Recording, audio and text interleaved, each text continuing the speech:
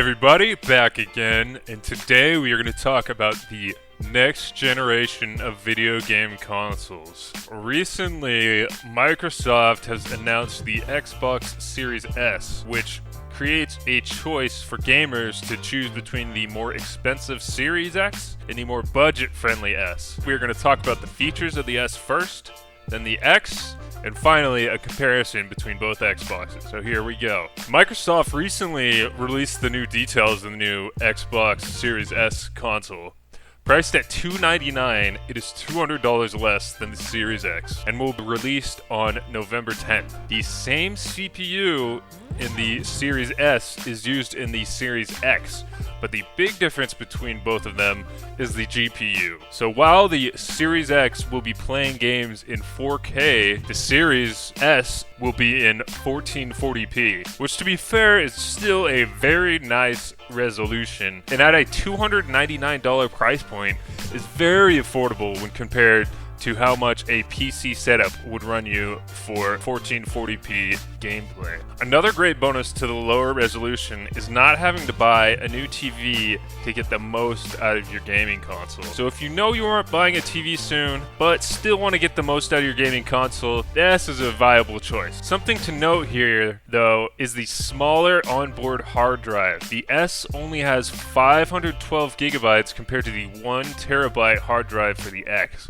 However, this may not matter much to you based on the games you play. Another thing to think about the S is the lack of an optical drive. So all games that you buy will have to be digital, meaning there are no hard copies and you will not be able to play Blu-ray discs on it. Now, onto the Series X. As we said before, the Series X is $499. That is $200 more than the Series S, but it has more functionality and much more processing power. While the CPU is pretty much the same as the S, the GPU for the X runs at 4K with up to 120 frames per second, which is pretty ridiculous, honestly. Now, with the next generation, it seems we are going to be taking a big leap in graphical capability. While not super surprising, it is very exciting for the future of console gaming. Big difference here in the GPU power from the Series S to the Series X, with the Series X being at about 12.15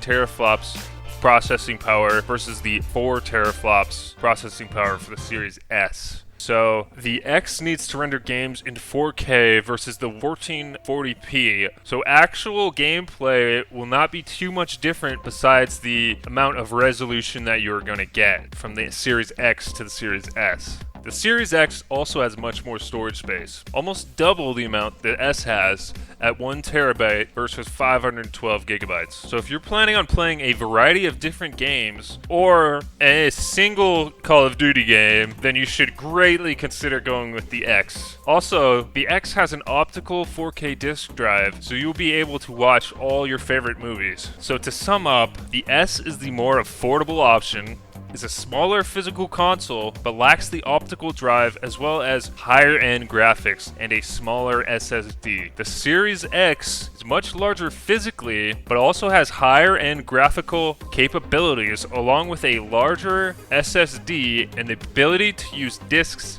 to play games from and watch movies. End of the day, what should you purchase? Well, at the $299 price point, the Series S is very budget friendly and a great alternative to the X, giving you next generation capability at a lower price. However, if you can, I would recommend getting the Series X. You are going to get full next gen capability with top-end graphics for the next generation. A one-time purchase, long-time investment that will pay off over time. And that is what you need to know about the Series X versus the Series S. Tell me what you think you'll get in the comments below, and let me know what you thought of this video. Also, remember to like, subscribe, and click on the notification bell if you enjoyed this content. Peace!